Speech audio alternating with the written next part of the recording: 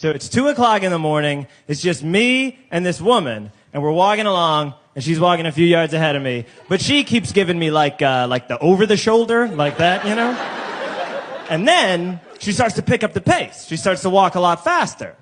So I think, oh, she must hear the train coming. I start to sprint down the hallway at her, and she looks back and she's like, ah!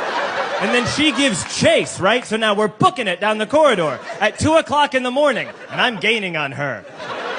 I'm gaining on her, and we're getting to the end of the hallway, and she starts to go into that, like, dead-end shuffle, you know, that women do when you chase them. And I'm almost at her, and then it dawns on me.